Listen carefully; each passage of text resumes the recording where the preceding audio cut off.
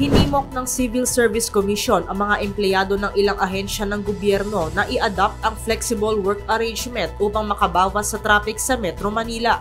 Ayon sa Civil Service Commission, ito ay bilang pagtugon sa inisyatibo ng MMDA na pagaanin ang sitwasyon ng traffic sa NCR. Pero sa panayam ng DZRH kay Commissioner Eileen Lizada, hindi automatic ang flexi-work arrangement sa lahat ng empleyado ng gobyerno.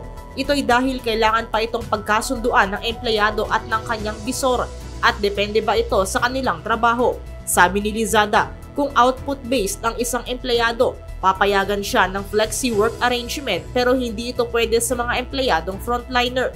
Kung kukonsidera naman ang 4-day work week, sinabi ng Civil Service Commissioner na kailangan pa rin itong pag-aralang mabuti. Ang pwede mag-work from home po ay yung mga nagre-research, yung mga policy making, yung mga ganun ho, yung output driven. So pag-usapan ho nila yan ng supervisor nila, sasabihin na, kasi sa gobyerno meron kaming IPCR, ito po yung individual performance competence rating.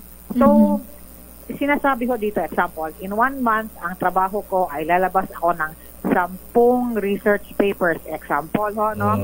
Pero kung mag-work from home ka, siyempre dadagdagan yon. Opo.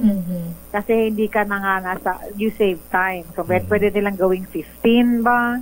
Or 14 ba? Depende sa pag-usapan and depende po sa complexity ng trabaho niya. Mula sa kauna-unahan sa Pilipinas, DZRH, ito si Nicole Lopez, tuloy-tuloy sa pagbabalita, tuloy-tuloy sa serbisyo, sama-sama tayo Pilipino.